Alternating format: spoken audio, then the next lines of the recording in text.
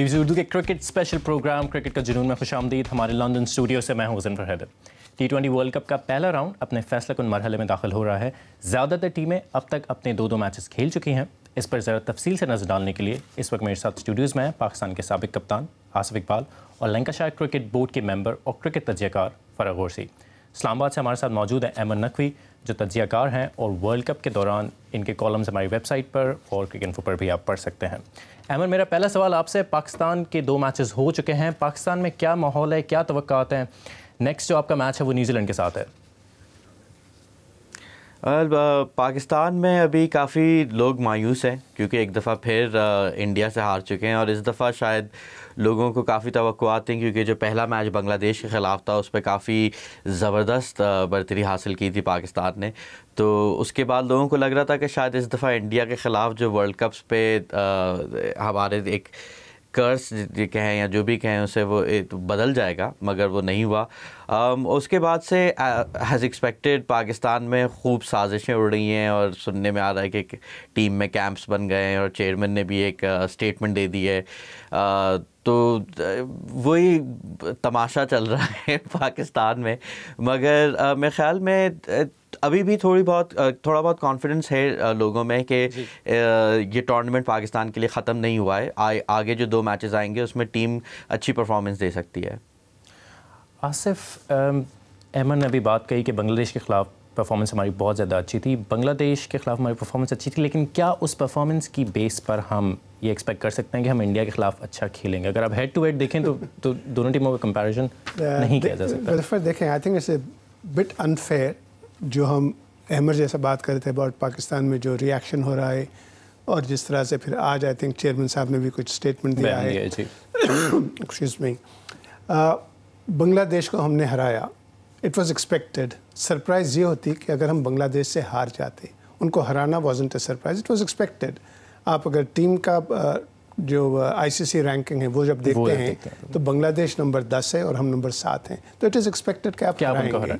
तो उनको हरा के जिस तरह से सेलिब्रेशंस किए गए, जिस तरह से मिठाइयाँ बांटी गई, I was taken quite surprise by that कि क्यों इस तरह से सेलिब्रेशंस हो रहे हैं।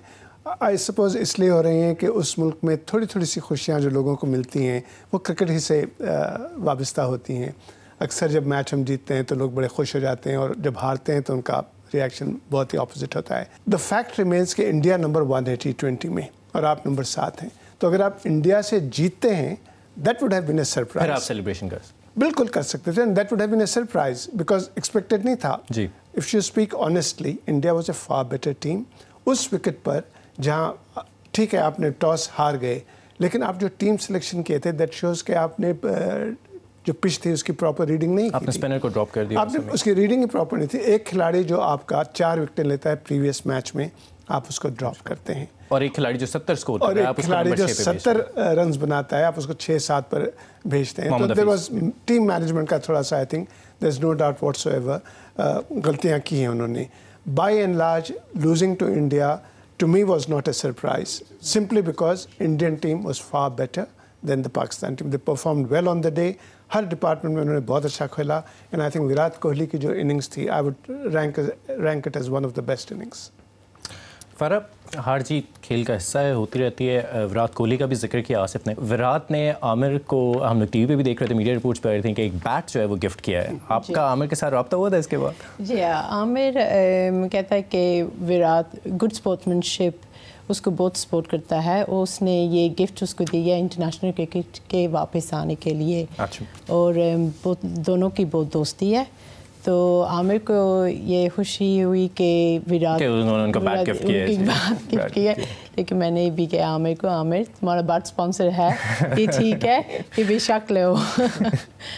लेकिन इस्तेमाल नहीं कर पाया बैट, उसको ज़रूरत नहीं पड़ी। अहमद, ग्रुप ए की मजमूई सूरत हाल पर नज़र डालते हैं। न्यूजीलैंड के सिवा बाकी किसी टीम के चांसेस अभी तक कोई हतमी तौर पर क्लियर नहीं हो रहे। जी, न्यूजीलैंड के दरअसल जो हाल ही में कप्तान रिटायर हुए ब्रेंडन मैकलम, तो उनका बड़ा मतलब सेलिब्रेट किया जाता था कि बहुत quote and quote funky captain है, बहुत ही ज़बरदस्त किस्म से कप्तानी करते हैं। मुझे लगता था थोड़ा वो ज़्यादा फूल हार्डी थे। जो उनके सक्सेसर आए केन विलियमसन, उन्होंने अभी से ही दिखाना शुरू कर दिया है कि उनके और जो उनके कोच है माइक हैसन, जो काफ़ी खुद भी इनोवेटिव है, उनकी कितनी ज़बरदस्त पार्टनरशिप चल रही है। उन्होंने हर मैच में जो सिलेक्शन सिर्फ लिए हैं और उसके बाद इस टाइम पे बॉलर्स को लाए हैं, उस वजह से न्यूजीलैंड की टीम इंडिया से ज़्यादा एट होम लग रही है इन कंडीशंस में। जो पाकिस्तान इंडिया का मैच हुआ उसमें भी जो पिच थी उससे काफ़ी लोग हैरान हुए थे कि वो इतनी ज़्यादा टर्न कर रही थी, मगर उसके बावजूद पाकिस्तानी स्पिनर्स ने तो काफ़ी ख़राब बॉलिंग कराई। आफरीदी की आई थिंक मैं एक स्टार्ट देख रहा था, 25% बॉलिंग जो थी वो हाफ बॉलीज थी, मगर इवन धोनी ने जो है अपने पेसर्स को काफ़ी ओवर दिए, उन्होंने अश्विन को पूरे ओवर्स नहीं दिए। तो उससे एक अंदाज़ा हो रहा है कि जो बाकी टीमें, ऑस्ट्रेलिया ने 2 स्पिनर्स खिलाए, उनको 1-1 ओवर दिए थे मेरे ख्याल में। तो टीमों को शायद अपना भरोसा नहीं है अपनी स्पिनिंग ऑप्शंस पे, और न्यूजीलैंड ने जिस तरीके से एतमाद दिखाया अपने स्पिनर्स पे, उन्होंने अपने टॉप बॉलर्स को रेस्ट करा के स्पिनर्स खिलाएं और दोनों मैचेस जीते। तो इससे यही अंदाज़ा हो रहा है कि न्यूजीलैंड को पता है कि उनको करना क्या है इन हालात में, और बाकी टीमें जो हैं, जो उनके पास जिस तरीके से अपनी स्क्वाड सिलेक्शन कर रहे हैं या खेल रहे हैं, उनको अभी तक अपनी स्ट्रैटेजी पे कोई एतमाद नहीं है कि हमें हर मैच को किस तरीके से खेलना पड़ेगा। आसिफ अहमद ने भी बात की कि न्यूजीलैंड की परफॉर्मेंस बहुत स्ट्रेटेजिक रही है, बहुत सर्जिकल रही है, तो पाकिस्तान के खिलाफ उनकी क्या अब हिकमत अमली होगी? देखिए, आई थिंक अहमद बिल्कुल सही बात ठीक एनालाइज किए हैं कि न्यूजीलैंड के 2 top bowlers, I mean world ranking में भी हैं वो, बोल्ट, उन दोनों को ड्रॉप किया उन्होंने दोनों मैचेस में, और आउटकम देखें आप, दोनों मैचेस वो कन्विंसिंगली जीते हैं, ऐसा नहीं कि कोई क्लोज मैचेस हुए हैं। सो अहमद बिल्कुल सही ये बात कर रहे हैं कि न्यूजीलैंड की जो टीम है वो लगता है they are more at home then any other team जो अभी तक परफॉर्म करी है इन कंडीशंस में। टीम सिलेक्शन के लिहाज से भी देखा जाए तो बिल्कुल एब्सोल्युटली ऑन द स्पॉट उनकी टीम सिलेक्शन रही है, and also for performances in spite of low scoring. उनकी बैटिंग जो है, ज़्यादा रन्स का टारगेट नहीं दिए थे दूसरी टीमों को, येट देयर बॉलिंग डिफेंडेड दोस। तो इस लिहाज से देखें, एंड 2 टॉप टीमों को उन्होंने हराया है। 3rd मैच जो होगा उनका प्रॉब्ली आई थिंक वो बांग्लादेश से होगा, और उसके बाद फिर पाकिस्तान से है। तो New Zealand is almost home, they are there. So I think it's जो दूसरे 3 टीमें, इंडिया, ऑस्ट्रेलिया और न्यूजीलैंड, इंडिया, ऑस्ट्रेलिया और पाकिस्तान, इन 3 के बीच में से एक टीम होगी जो vying for the position to get into the semifinals. Bangladesh को बिल्कुल रूल आउट कर रहे हैं। I do because simply because I do believe that Bangladesh शायद एक आध match, they might surprise. I can't see them win तीनों मैचेस। अगर उनको क्वालिफाई करना होगा तो उनको तीनों मैचेस जीतने पड़ेंगे, which I don't think they are in that bracket yet. फरा, पाकिस्तान की अब तक की परफॉर्मेंस जो रही है, आप उसको किस तरह देख रही हैं?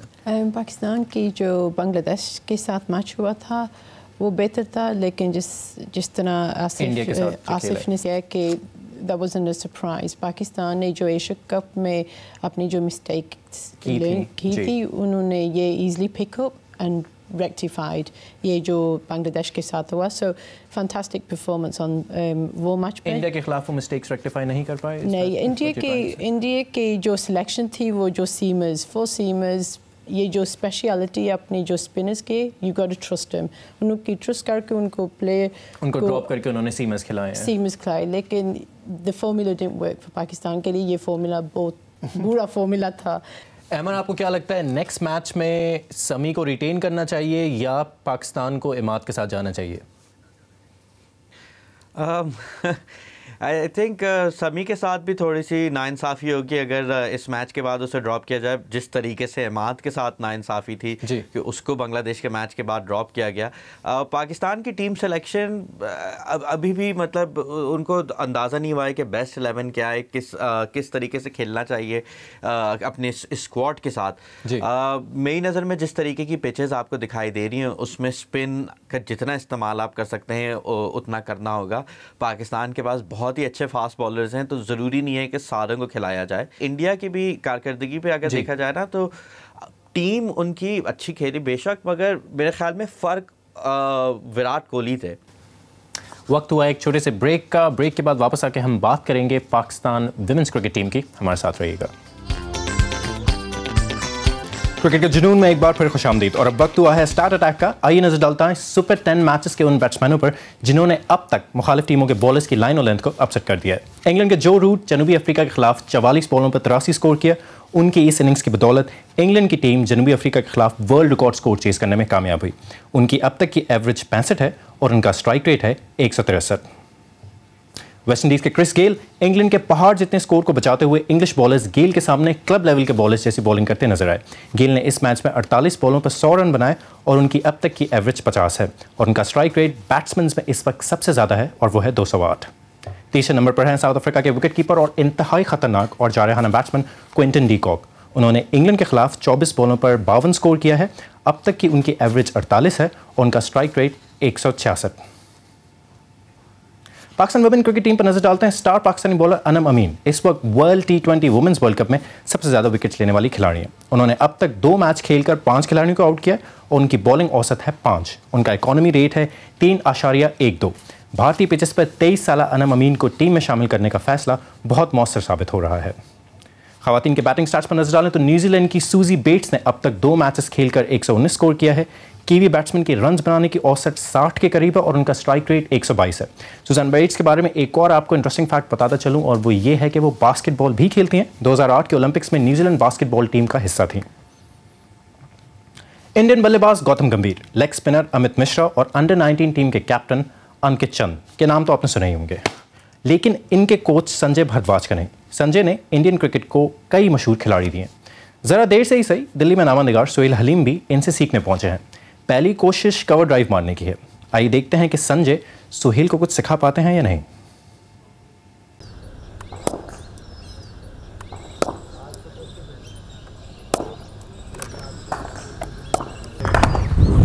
चलो सोहेल आप पैड करो। अब बल्लेबाजी दिखाते हैं आपको कैसे होती है।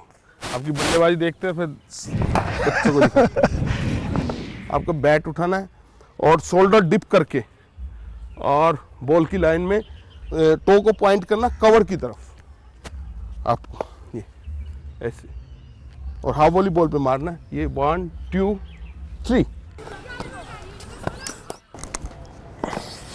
बहुत स्विंग हो रही है बॉल। स्विंग मैंने करवाया है।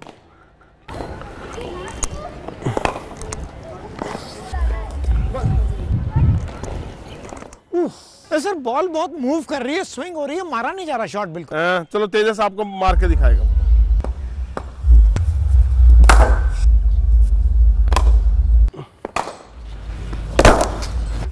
ये देखो पहले इम्पैक्ट नहीं हो रहा था, इम्पैक्ट कर रहे हो आप। ये वेटरन्स क्रिकेट के तो बेस्ट शॉट है। सीखने के लिए बेस्ट शॉट है। सर क्या ख्याल है? अब तो काफी लेट हो गया, आपने टाइम निकाल दिया। अब तो यानी गाड़ी निकल गई।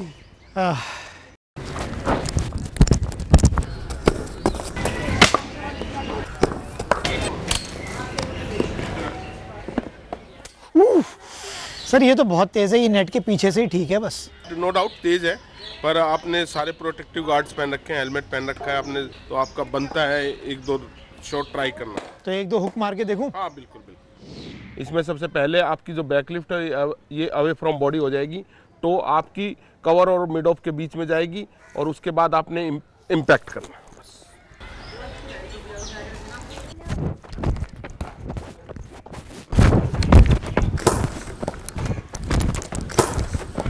चलो सोहेल आप मार के दिखाइए, क्योंकि आपको थ्योरेटिकल बता दिया, प्रैक्टिकल करके दिखा दिया, तो आपको अब मारना चाहिए। शॉट ये ठीक था। हमारी उम्र के लिए सही नहीं है सर ये। लास्ट ये आ गया परफेक्ट। मेरा ख्याल है काफी है। सोहेल हलीम के शॉट्स आपने देखे। अगर सोहेल हलीम के स्वीप्स या आप स्क्वायर कट्स देखना चाहें तो हमारी वेबसाइट bbstudio.com और हमारे YouTube चैनल पर जाके आप देख सकते हैं। आसिफ, अभी सोहेल की हम लोग जो है वो रिपोर्ट देख रहे थे।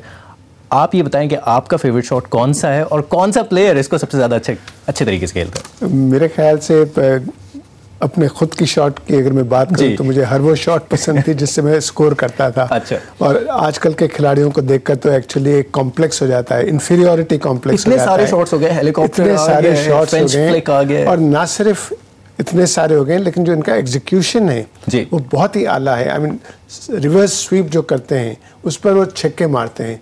हम तो सीधी बैट से जब मारते थे वो भी छक्का नहीं होता था उस जमाने में, लेकिन अमेजिंग आई थिंक आजकल के जो शॉट्स हैं। आपका पर्टिकुलर शॉट? या personally I think on drive जो होती है वो बड़ी मुश्किल शॉट होती है, on drive, and that's one shot that I think अच्छी एलिगेंट शॉट लगती है। आपके अलावा उसको और कौन अच्छे तरीके से खेलता था? बहुत सारे, बहुत बड़े बड़े बैट्समैन थे मेरे अलावा जो उसको बहुत अच्छा खेलते थे। But I think Zaheer Abbas he was famous for playing एक तो कवर ड्राइव और दूसरा ऑन ड्राइव। फरा?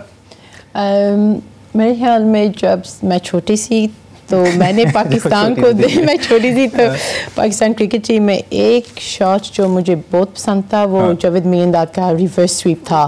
जावेद मियांदाद बहुत पसंदीदा प्लेयर थे रिवर्स स्वीप के देखने के लिए। अहमद, आपका शॉट? मुझे दरअसल मैं पाकिस्तानी हूँ तो मुझे हमेशा बॉलिंग ज़्यादा इंजॉय करता हूँ बैटिंग से। और जो आसिफ इकबाल साहब ने अभी कहा कि उनको एक इन्फीरियॉरिटी कॉम्प्लेक्स होता है, तो उसमें एक चीज़ वो जो बड़े जेनरस हो रहे हैं आजकल के बैट्समैन के बारे में कि उनके बल्लों की एजेस उतनी चौड़ी है जितनी इनके ज़माने में बल्लों का फेस होता था। तो अब जो है मतलब ऑन ड्राइव इसीलिए मेरी नज़र में भी एक बहुत अच्छा शॉट होता है, इसीलिए क्योंकि वो ये जो नए बल्ले आए हैं उनसे मतलब ज़रूर आपको इतनी एडवांटेज नहीं मिलती क्योंकि वो शॉट बहुत मुश्किल है खेलना, अपना वेट डिस्ट्रीब्यूट करना और फ्रंट फुट ज़्यादा आगे ना आ जाए। मगर जो नए किस्म के शॉट है उसमें डेफिनेटली ये जो आपका जो दिल स्कूप कहें या जो मतलब जो रिवर्स रैम्प होता है तो वो देख के हेलीकॉप्टर शॉट मुझे मतलब वो एस्थेटिकली बहुत ही ख़राब लगता है। वो और वो यॉर्कर का दुश्मन है तो मतलब मेरे लिए एक आइडियोलॉजिकल मसला भी है। तो I'll stick with the on drive। अच्छा, वुमेन्स क्रिकेट टीम पे नज़र डालते हैं। मेंस में तो हम नहीं जीत पाए लेकिन पाकिस्तान वुमेन क्रिकेट टीम जो है वो जीत गई है इंडिया से। तो परफॉर्मेंस भी हम लोगों की जो है वो बेहतर है, मतलब वेस्ट इंडीज से भी हम जो है वो बहुत ज़्यादा क्लोज आके जीते। नेक्स्ट मैचेस में जो है वो पाकिस्तान वुमेन क्रिकेट टीम की क्या स्ट्रैटेजी होगी अमर? पाकिस्तानी वुमेन्स टीम ने ये दूसरी दफ़ा सना मीर की क़यादत पे इंडिया को वर्ल्ड T20 में हराया है, तो ये इन इट्स ओन सेल्फ मतलब खुद ही वो एक बहुत बड़ी बात है। इस दफ़ा काफ़ी एक अजीब मैच था क्योंकि ये डकवर्थ लुइस मेथड पे जीते थे जब बारिश होना शुरू हो गई थी, मगर उसके बावजूद एक दफ़ा फिर से काफ़ी क्लोज मैच था। और सना मीर के अगर आप करियर पे देखें ना तो उनकी मतलब ऑब्वियसली बहुत ही सक्सेसफुल कप्तान रही है पाकिस्तान के लिए, मगर एक जो ग्रेट कप्तान की निशानी होती है कि उनकी सरबराही पे उनकी टीम अक्सर क्लोज मैचेस जीत जाती है। जो मैचेस लगता है कि वो हार चुकी है वो जीत जाती है। एक अच्छे कप्तान की हमेशा ये निशानी होती है, एक बड़ा कलेक्टिव एफर्ट रहता है। तो वो एक टीम को जिसमें मतलब बाकी टीमें ज़्यादा T20 खेलती हैं, आई थिंक ऑस्ट्रेलिया की टीम का अपनी एक लीग भी बन गई है BBL और वेमेंस के लिए, तो ऑब्वियसली उनकी स्किल्स उनका तजुर्बा आगे होगा हमारी टीम से, मगर ये जो उनकी यकजहती है सना मीर की साइड की उसकी वजह से उम्मीद है कि ये टीम काफ़ी आगे जा सकती है। पेपी जैसे मैंने उनसे बात की कि क्या आपको लगता है कि इमाद वसीम जो हैं उनको खिलाना चाहिए या आप वहाब रियाज को ड्रॉप करें और इमाद वसीम और समी को खिलाएं? आप जब सवाल कर रहे थे अमर से तो ये मेरे दिमाग में आ रहा था कि वाई ड्रॉप समी।